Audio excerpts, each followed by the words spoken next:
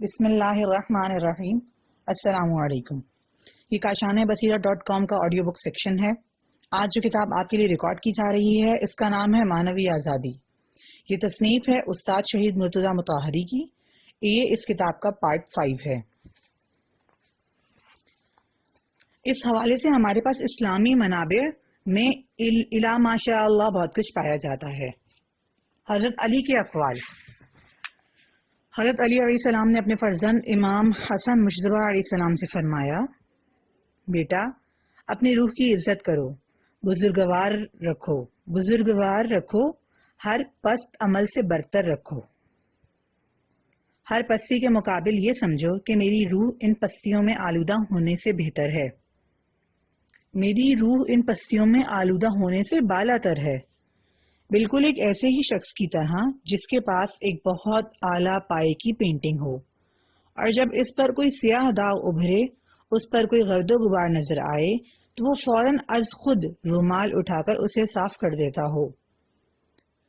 اگر اس سے کہتے ہیں کہ ایسا کیوں کر رہے ہو تو وہ کہتا ہے، کیا اس پائے کی پینٹنگ پر ایسا سیاہ داغ قابل افسوس نہیں؟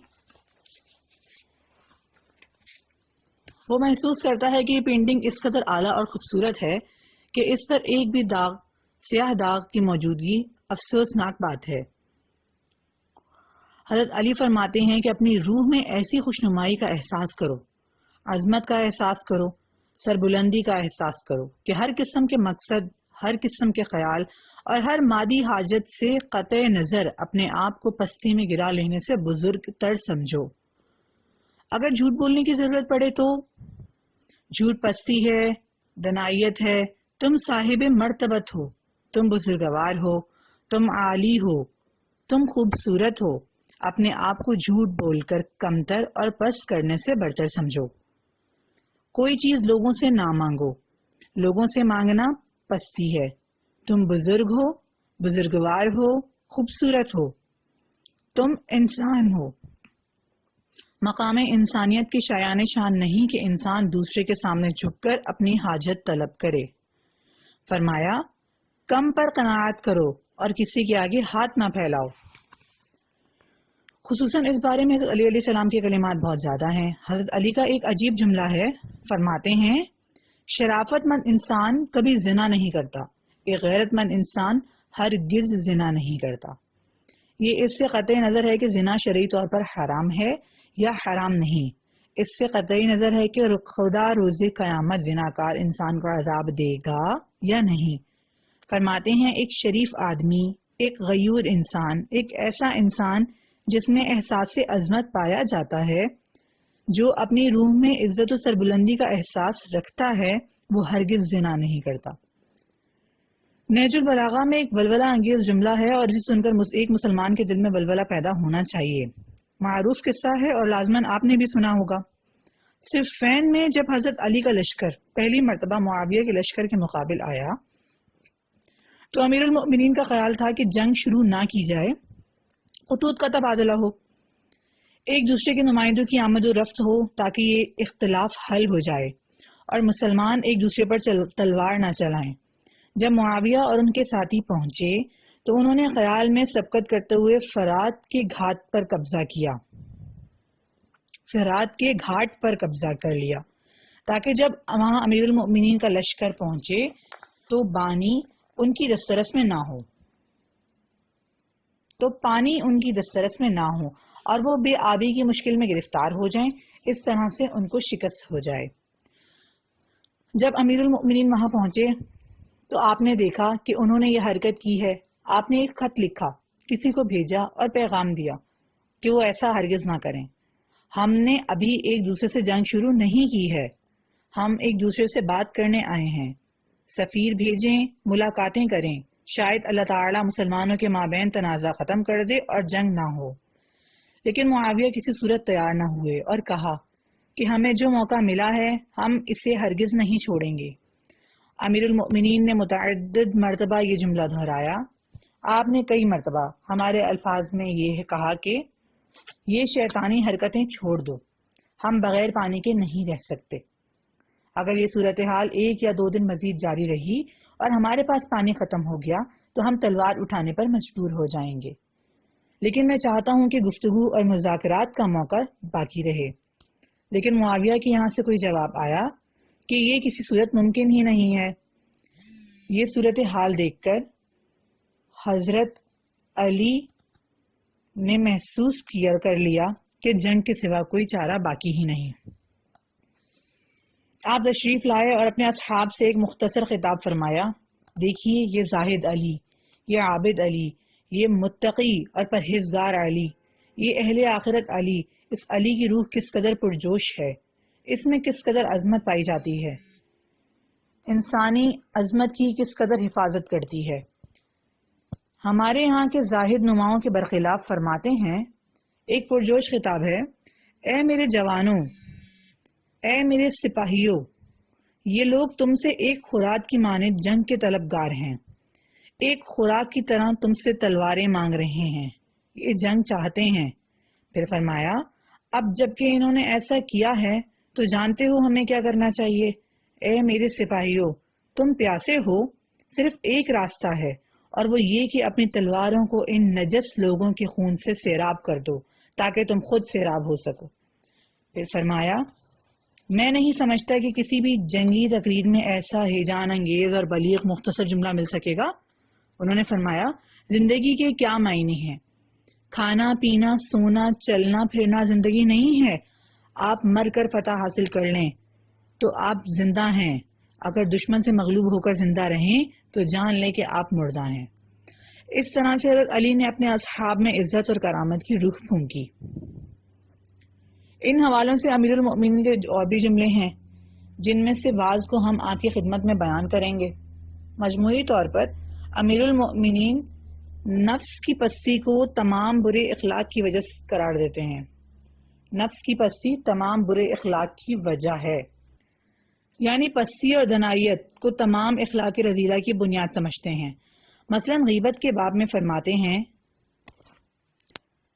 ارشاد فرماتے ہیں، الغیبت جہد العاجزی، بے بس، ناتوان، کم پست اور پست لوگ غیبت کیا کرتے ہیں۔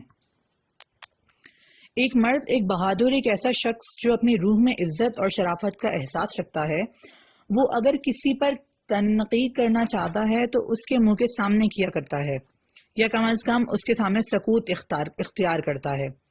اب یہ کہ کچھ لوگ تعریف اور چاپلوسی کرتے ہیں، یہ ایک الگ بات ہے۔ اس کے پیٹھ موڑتے ہی اس کی برائی اور غیبت شروع کر دیتے ہیں۔ فرماتے ہیں کہ یہ عاجز و ناتوان لوگوں کی زیادہ سے زیادہ ہمت ہے، کمزور کا دم درود یہی ہے، یہ پستی اور دنائیت ہے۔ جو انسان اپنے اندر عزت و شرافت محسوس کرتا ہے وہ غیبت نہیں کیا کرتا۔ اسی طرح ایک اور جگہ فرماتے ہیں،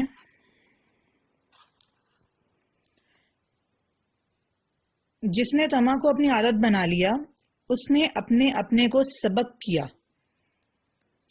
کیا، سین بے کاف۔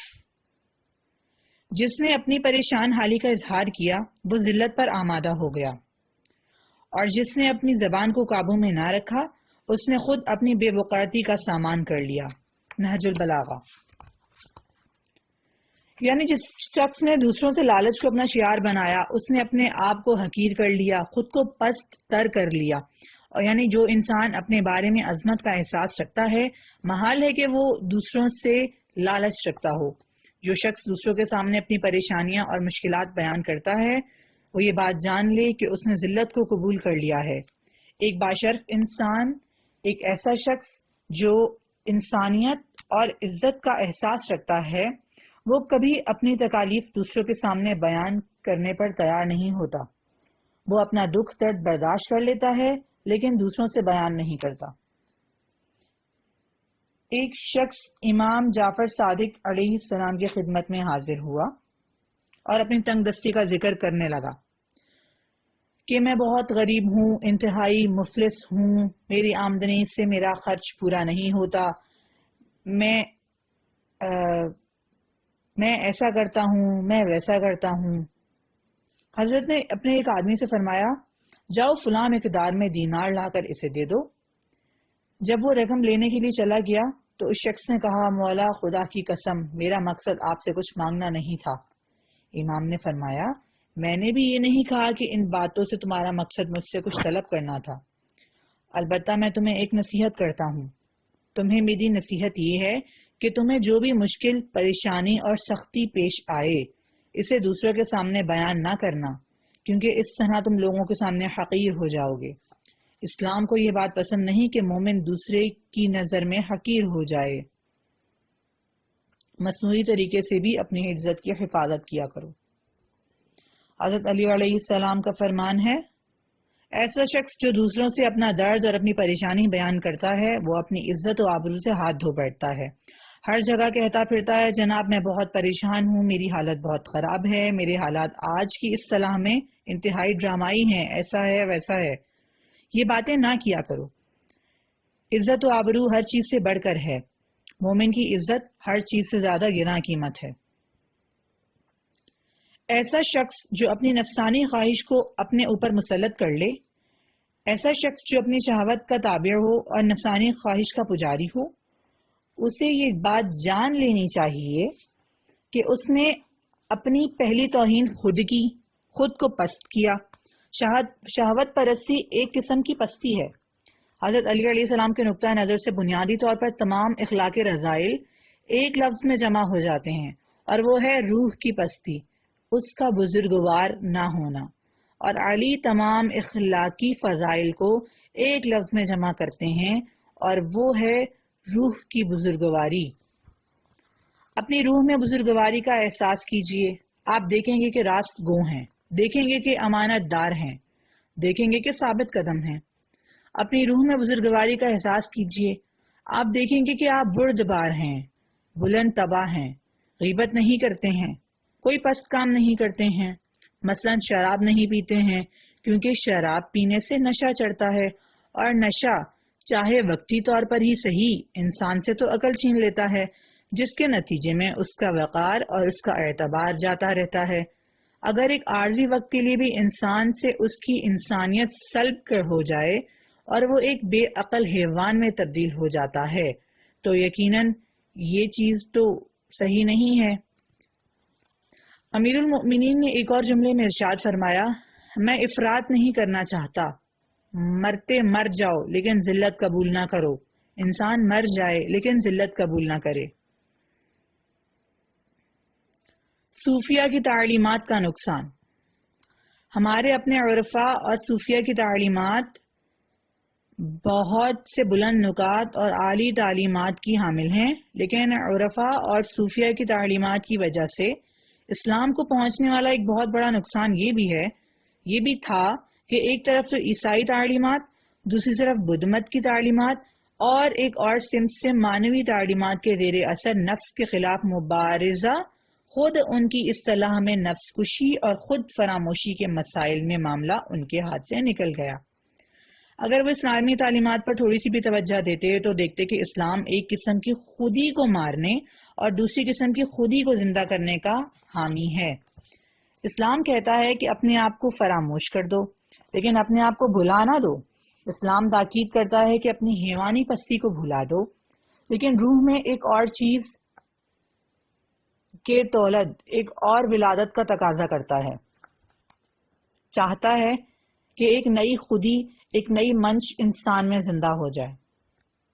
شاید 12 برس قبل یا اس سے زیادہ عرصہ گزرا ہوگا کہ میں اس نقطے کی جانب متوجہ ہوا تھا، اور بعد میں جب میں نے آقائے سید غلام رضا سعیدی کے اقبال نامہ کا مطالعہ کیا تو میں نے دیکھا کہ علامہ اقبال بھی اس نقطے کی جانب متوجہ ہوئے ہیں۔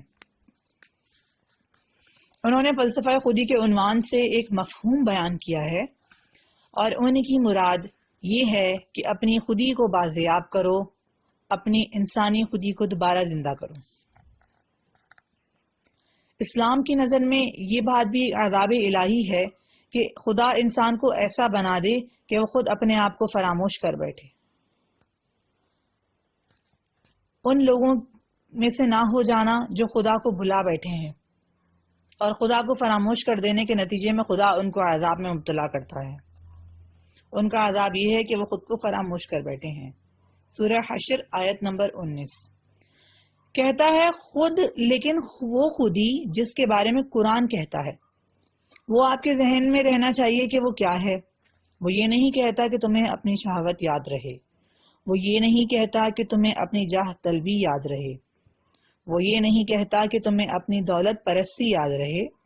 وہ کہتا ہے ان چیزوں کو بھول جاؤ، تمہیں خود اپنے آپ کو یاد رہنا چاہیے، تمہیں خود اپنا آپ یاد رہنا چاہیے۔ تم یہ نہیں ہو، تم اس سے بڑھ کر ہو۔ تم ایک ایسے انسان ہو، ایک ایسی شخصیت ہو، ایک ایسی منش ہو کہ جب تم اس منش کو اپنے اندر پا لو گے تو اپنے آپ کو سرا پانور پاؤ گے، اپنے آپ کو سراپائے نور پاؤ گے، اپنے آپ کو سراپائے عظمت و قدرت پاؤ گے، اپنے آپ کو سراپائے عزت پاؤ گے۔ اسے فراموش نہ کرو، ورنہ آپ کو دنیا میں کون ملے گا جس نے حضرت علی سے زیادہ لوگوں کو تقویٰ کی دعوت دی ہو۔ اس بات پر غور کرنا چاہیے، سوچ بچار کرنا چاہیے، اس کے بارے میں تفکر کرنا چاہیے۔ کون ہے جس نے حضرت علی سے زیادہ لوگوں کو نفسانی خواہشات سے مقابلے کی دعوت دی ہو؟ کون ہے جس نے حضرت علی سے زیادہ لوگوں کو ترک دنیا کی دعوت دی ہو؟ کوئی نہیں ہے، لیکن یہی علی اپنی تعلیمات میں انسانوں کو عزت اور سربلندی کی دعوت دیتے ہیں۔ وہ جملے جو ہم نے عرض کیے ہیں، جنہیں حضرت علی علیہ السلام نے اپنے فرزند امام حسن علیہ السلام سے فرمایا، انہی میں آگے چل کر یہ جملہ بھی آتا ہے، بیٹا کسی دوسرے انسان کے غلام نہ بننا کہ خدا نے تمہیں آزاد پیدا کیا ہے، اپنی خودی کی حفاظت کرنا۔ علی علیہ السلام جو انکساری کی دعوت دیتے ہیں، علی جو دنیا کے منکسر ترین انسان ہیں، علی جو ہمیشہ نفسانی خواہشات سے مقابلے کی تاکید کیا کرتے ہیں، وہ یہاں کس طرح انانیت کی دعوت دے رہے ہیں؟ نہیں، یہ انانیت اس انانیت سے ہٹ کر ہے، یہ وہ انانیت ہے جسے محفوظ رہنا چاہیے۔ اس لیے آپ نے فرمایا ہرگز اپنے آپ کو کسی دوسرے کا غلام نہ بنانا، دوسرے کا غلام نہ بننا، کسی اور کا بندہ نہ ہونا، بندگان خدا میں سے کسی کے سامنے اظہار خاکساری کرنا، اس عظمت اور انسانی عزت کے منافی ہے جسے خدا نے تمہیں عطا کیا ہے۔ امام حسین کے کلمات۔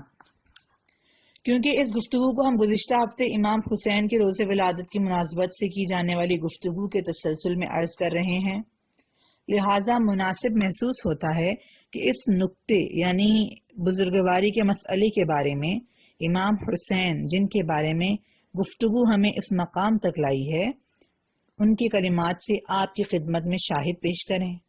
امیر المؤمنین حضرت علی علیہ السلام کے برخلاف امام حسین علیہ السلام کے زمانے کے مخصوص حالات کی وجہ سے ان کے زیادہ اقوال ہم تک نہیں پہنچے ہیں۔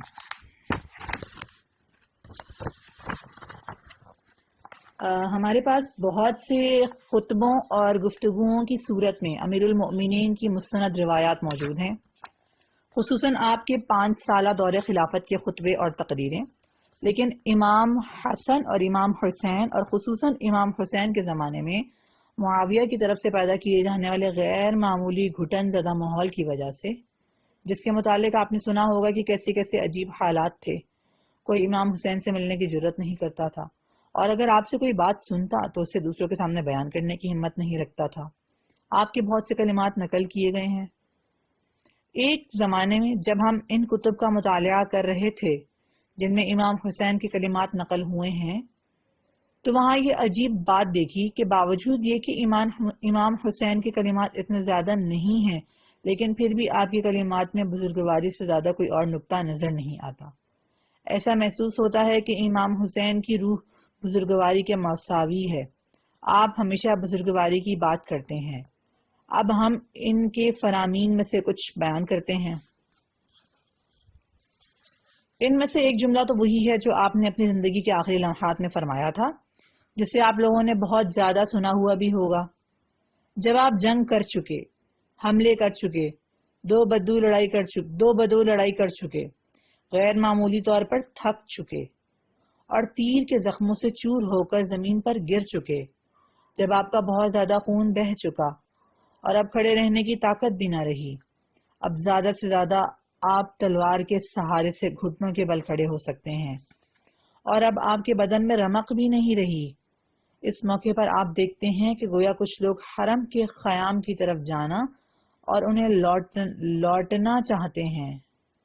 یہ دیکھ کر آپ کسی نہ کسی طرح اٹھے اور بلند آواز سے فرماتے ہیں، اے خود فروختہ لوگوں، اے آل ابی سفیان کے پیروکاروں، اے وہ لوگ جنہوں نے ان کی نوکری میں اپنے آپ کو پست کر لیا، وائے ہو تم پر! اگر تم مسلمان نہیں ہو تو انسان تو رہو، تمہارے اندر ذرہ برابر حریت تو ہونی چاہیے، آزاد مرد بنو۔ اگر تم خدا اور قیامت پر یقین نہیں رکھتے تو کم از کم شرافت تو تمہارے اندر ہونی چاہیے۔ ایک شریف انسان، ایک ایسا انسان جس میں انسانیت کی معمولی سی بھی رمق باقی ہو، وہ ایسا کام نہیں کرے گا جو تم کر رہے ہو۔ وہ کہنے لگے، اے فرزند فاطمہ، تم کیا کر رہے ہو؟ ہم نے حریت کے خلاف کون سا کام کیا ہے؟ فرمایا، انا اقاتلکم وانتم تقاتلونی والنساء لیس علیہن جناح۔ امام حسین علیہ السلام نے کربلا کے راستے میں جو خطاب کیے ہیں، ان میں کرامت اور بزرگواری معجزن نظر آتی ہے۔ مکہ میں ارشاد فرمائے ہوئے آپ کے پہلے خطبے سے وہاں کیے جانے والے آپ کے آخری خطبات تک میں آپ نے مکہ میں جو خطبہ دیا تھا وہ اس طرح شروع ہوتا ہے،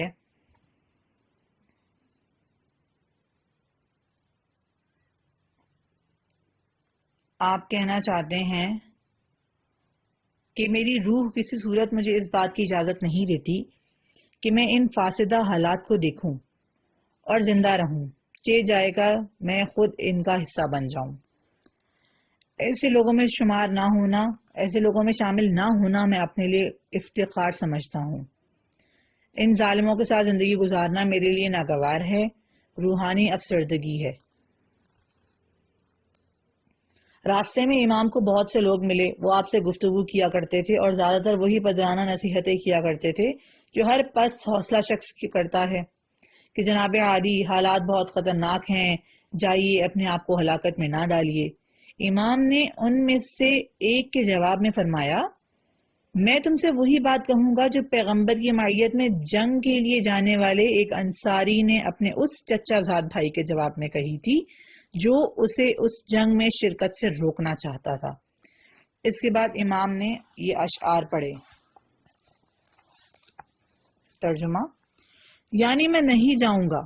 موت ایک مرد جری کے لیے اس صورت میں نہ صرف ذلت نہیں بلکہ افتخار ہے، جبکہ وہ جس راہ پر گامزن ہے اور وہ جس پر مارا جاتا ہے اس پر اس کی نیت حق کی ہمراہی ہو اور وہ ایک مسلمان کی طرح جہاد کر رہا ہو۔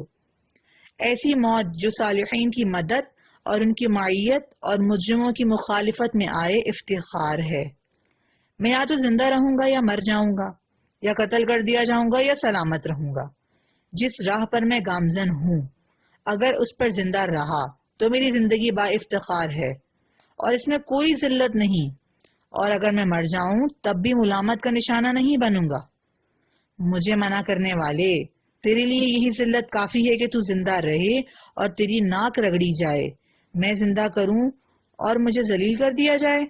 ہرگز نہیں، میں ایسی زندگی چاہتا ہوں جو سربلندی کے ساتھ ہو۔ ذلت کے ساتھ زندگی کا میرے نزدیک کوئی مفہوم نہیں، میں ضرور جاؤں گا۔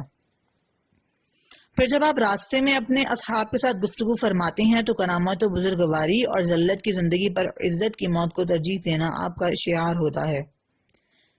فرماتے ہیں، کیا تم نہیں دیکھتے کہ تمہاری آنکھیں کھلی ہوئی نہیں ہیں؟ کیا نہیں دیکھتے کہ حق پر عمل ہو رہا؟ کیا نہیں دیکھتے کہ اس قدر فساد برپا ہے اور کوئی اس سے روکنے والا نہیں؟ ایسے حالات میں مومن کو چاہیے کہ موت طلب کرے۔ حسین ابن علی علیہ السلام نے کرامت اور شرافت کو اپنے بابا سے میراث میں پایا ہے۔ جب حضرت علی علیہ السلام کو اطلاع دی گئی کہ معاویہ کے لشکریوں نے انبار شہر میں لوٹ مار مچائی ہوئی ہے اور اس دوران ایک غیر مسلم اہل ذمہ عورت جو مسلمانوں کی پناہ میں تھی کی بالیاں بھی لوٹی ہیں، تو آپ نے ایک خطبہ دیتے ہوئے ارشاد فرمایا، خدا کی قسم اگر اس قسم کے حادثے کے غم میں ایک مسلمان کو موت آ جائے تو میرے نزدیک وہ قابل ملامت نہیں ہے۔ آئیے روز عاشورہ دیکھتے ہیں کہ امام حسین کی زندگی کے آخری لمحات تک کرامت و بزرگواری یعنی وہی اسلامی اخلاق کا محور، اسلامی تربیت کا محور آپ کے کلمات میں نظر آتا ہے۔ ابن زیاد کے قاصد کے جواب میں فرماتے ہیں، میں ایک ذلیل انسان کی طرح تمہارے ہاتھ میں ہاتھ نہیں دوں گا، بیعت نہیں کروں گا، نہ کسی غلام کی طرح آ کر اقرار کروں گا کہ مجھ سے غلطی ہو گئی ہے، یہ بات محال ہے۔ اس سے بڑھ کر یہ کہ آپ اسی حالت میں جنگ کرتے ہیں، یعنی اس حالت میں جبکہ آپ کے تمام اصحاب قتل ہو چکے ہیں، تمام اقربا شہید ہو چکے ہیں، اپنی آنکھوں سے اپنے جوان بیٹوں کو قتل ہوتے دیکھ چکے ہیں، اپنے بھائی کے ٹکڑے اڑتے دیکھ چکے ہیں، اور چشم دل سے یہ بھی دیکھ رہے ہیں کہ کچھ ہی دیر بعد ان کے حرم کے خیموں پر حملہ کیا جائے گا اور اہل بیت اسیر کر لیے جائیں گے۔ اس کے باوجود اسی حالت میں جنگ کر رہے ہیں اور نعرے لگا رہے ہیں، سیادت اور آقائی کی حکومت کے نعرے، لیکن اس معنی میں آقائی نہیں کہ میں حاکم بنوں اور تم محکوم، بلکہ اس معنی میں کہ میں ایسا آقا ہوں جس کی آقائی اس بات کی اجازت نہیں دیتی کہ ایک پست صفت قبول کر لے۔ یہ ہیں روح کی بزرگواری کے معنی، اور یہ ہے فرق بزرگوں اور بزرگواروں کے درمیان۔ البتہ بزرگوار حضرات بزرگ بھی ہوتے ہیں، لیکن تمام بزرگ بزرگوار نہیں ہوتے۔ تمام بزرگوار بزرگ ہیں، اسی لیے جب ہم ان بزرگواروں کا سامنا کرتے ہیں تو ہمیشہ ان کی بزرگواری کا ذکر کرتے ہیں، نہ کہ بغیر بزرگواری کے صرف ان کی بزرگی کا۔ ہم اگر نادر شاہ کے سامنے کھڑے ہوں تو کیا کہیں گے؟ اس کی بزرگی کی بات کریں گے۔ ہم کہیں گے کہ ہم گواہی دیتے ہیں تم ہندوستان گئے، وہاں لوٹ مار مچائی اور ہمارے لیے کوہ نور ہیرا لائے، نور کا دریا ہمارے لیے لائے، کوہ نور ہمارے لیے لائے۔ لیکن امام حسین سے کہیں گے کہ ہم شہادت دیتے ہیں کہ آپ نے زکوٰۃ دی، دولت جمع کر کے نہیں لائے، آپ نے امر بالمعروف کیا، نہی عن المنکر کیا، آپ نے نماز کو زندہ کیا، جو بندے کے خدا کے ساتھ تعلق کی بنیاد ہے۔ آپ نے راہ خدا میں کوشش کی، نہ شکم کی خاطر نہ ہی اپنی جاہ طلبی کی راہ میں۔ آپ ایک بڑے جاہ طلب نہیں تھے، آپ ایک بڑے انتقام طلب نہ تھے، آپ ایک بڑے کینہ پرور نہ تھے، آپ ایک بڑے دولت طلب نہ تھے، آپ ایک بڑے مجاہد فی سبیل اللہ تھے۔ آپ وہ تھے جنہوں نے اپنی ذاتی اور حیوانی خودی کو فراموش کر دیا۔ آپ وہ تھے جنہوں نے اس خودی کو زندہ کر دیا تھا جو آپ کو خدا سے ملاتی تھی۔ ہم گواہی دیتے ہیں کہ آپ نے جد و جہد کی، جہاد کیا، لیکن اپنی خواہشات کے لیے نہیں کیا، نہ ہی کرسی کے لیے، نہ ہی اپنی ذاتی دولت، نہ ہی اپنی ذاتی ہمت و دولت کے لیے، بلکہ حق و حقیقت کی راہ میں آپ نے جد و جہد کی۔ آپ ایک بڑے مجاہد تھے۔ خدایا تجھے حقیقت حسین ابن علی کی قسم دیتے ہیں کہ وہ روح جو اخلاق اور تربیت اسلامی کا محور ہے، یعنی کرامت و بزرگواری، وہ ہم تمام مسلمانوں کو نصیب فرما۔ اس حسینی شہادت، اس حسینی عظمت و شرافت اور بزرگواری کے احساس کی روشنی سے ہمارے دل منور فرما۔ خدایا ہم مسلمانوں کو اپنی تقدیر کے بارے میں دانا بینا اور مشتاق فرما. ولا حول ولا قوة الا باللہ العلی العظیم وصلی اللہ علی محمد وآلہ الطاہرین.